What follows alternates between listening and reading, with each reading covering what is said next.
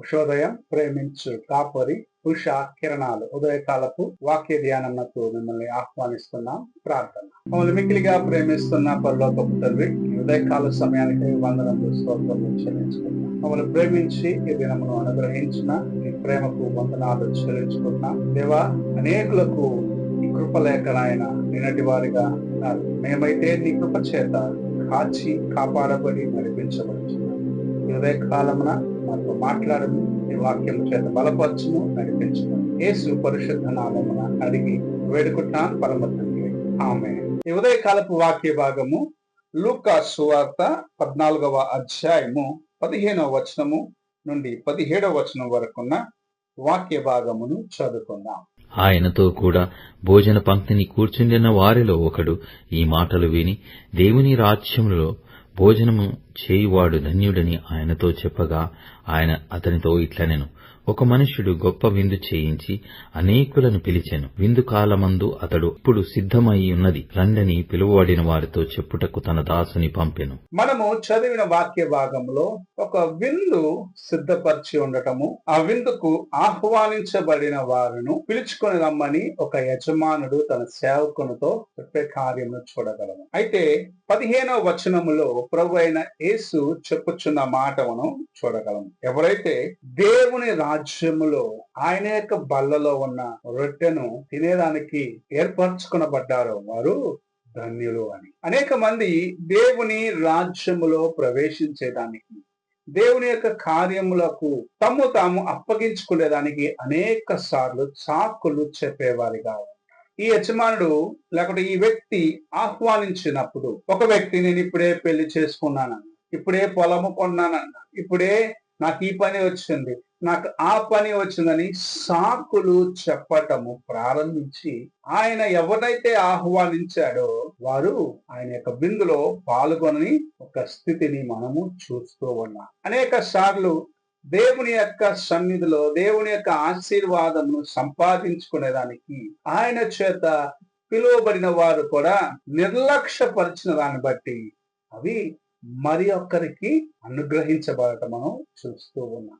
ఈ ఉదయ కాలమున నీవు దేవుని యొక్క సన్నిధిలో, దేవుని యొక్క ఆశీర్వాదం, ఆయన యొక్క బల్లలో నువ్వు పాల్గొనేదానికి, అనగా ఆయన యొక్క రాజ్యములో నీవు కూడా వారసుగా ఉండేదానికి ప్రభు నిన్ను పిలుస్తూ ఉన్నాడు. నీవు ఎలాగ సాకులు చెప్పి తప్పించుకుంటున్నావో ఒక్కసారి పరీక్షించుకో.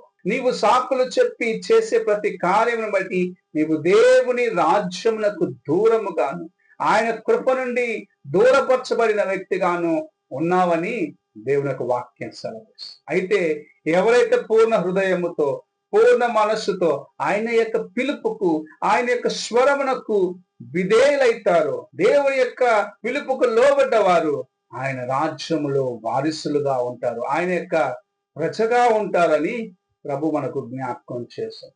నీవు సాకులు చెప్పడం ప్రారంభిస్తే నీవు దేవుని కార్యమును జీవితంలో చూడలేదు.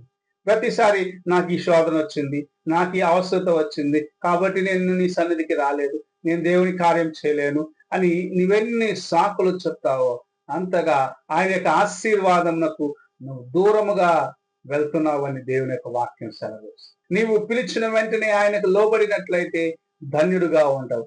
లేని ఎడల ప్రభు సెలవిస్తూ ఉన్నాడు, నీ కొరకు నియమించబడిన ఆశీర్వాదములు మరి ఒక వ్యక్తికి, నీ కోసము నియమించబడిన దేవుని రాజ్యము మరి ఒక వ్యక్తికి, నీ కోసము నియమించబడిన ప్రతి కార్యము మరి ఒక వ్యక్తి సంపాదించుకుంటాడు.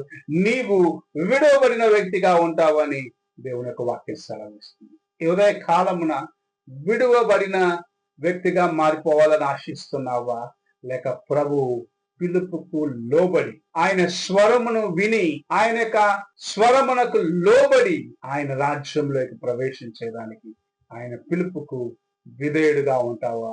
ఒక్కసారి నీ హృదయాన్ని పరీక్షించుకో. ఇక్కడ ఈ వ్యక్తి ఎందరినో పిలిచినప్పటికీ వారందరూ సాకులు చెప్పటం ప్రారంభించినారు.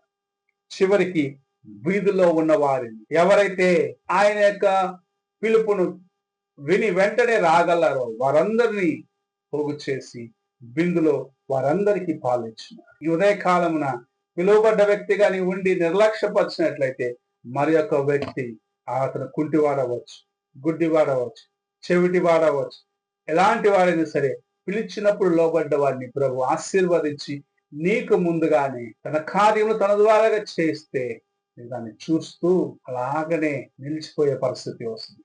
అందుకే ప్రభు ఈ ఉదయకాల సమయం నిన్ను పిలిచినప్పుడు నీవు ఆయన యొక్క స్వరమును విని ఆయన రాజ్యంలో, ఆయన బలలో ఆయనతో పాటు పాల్గొనేదానికి సిద్ధపడాలని ప్రభు నిన్ను ప్రేమించి ఆహ్వానిస్తూ ఉన్నాడు. ఆయన రాజ్యములో నీవు ఆయనతో పాటు ఉండటము ఎంత గొప్ప ఆశీర్వాదమని గ్రహించుకోమని ప్రభు నీతో మాట్లాడుచు ఉన్నాడు. నీవు ఆయన రాజ్యములో ఆయనతో ఉండి ఆయన యొక్క కృపను సంపాదించుకుంటావా, లేక లోకంలో ఉన్న కార్యములను చూస్తూ ఇది నాకు సరిపడలేదని, లేకపోతే ఇప్పుడు నేను రాలేనని నిర్లక్ష్యపరుస్తూ దేవుని యొక్క ఆశీర్వాదాన్ని కోల్పోతున్నావా? ఒక్కసారి నీ హృదయాన్ని పరీక్షించుకో, ప్రార్థన చేసుకో. పరిశుద్ధుడైన తండ్రి, ఈ ఉదయ కాలమున మేము నాయన నీ కృపను నిర్లక్ష్యపరిచే దేవా అలాంటి స్థితిలో నుండి మనం విడిపించమని వేడుకుంటున్నాం. నీ కృప నాయన దేవా మాకు తోడుగా ఉన్న దినమున, నీ యొక్క నాయన హస్తం మాకు తోడుగా ఉన్న దినమునే దేవా మేము నిన్ను పట్టుకొని నిన్ను హత్తుకొని నీతో పాటు నడిచే కృపను అనుగ్రహించమని వేడుకుంటున్నాం. దేవా మమ్మల్ని శోధించే ప్రతి కార్యము, మమ్మల్ని నీకు దూరము చేసే ప్రతి కార్యమును విడిచిపెట్టి నీ వైపు చూసేదానికి సహాయం ఇచ్చి సాకులను నాయన చెప్పే మనస్సు నుండి విడిపించు. సాకులను వెతికి నీకు దూరం అయ్యేనాయన అలాంటి పరిస్థితి నుంచి మమ్మల్ని విడిపించమని, నీకు నాయన సన్నిహితముగా ఉండే కృపను దయచేయమని యేసు పరిశుద్ధ నామమున అడిగి వేడుకుంటున్నాను పరమ తండ్రి, ఆమేన్. తండ్రి అయిన దేవుని ప్రేమ, కుమారుడైన క్రీస్తు కృప, ఆదరణకర్తైన పరిశుద్ధాత్మ యొక్క సహవాసం ఇప్పుడు ఎల్లప్పుడూ తోడయండి, సదాకాలము నడిపించును గాక. ఆమేన్.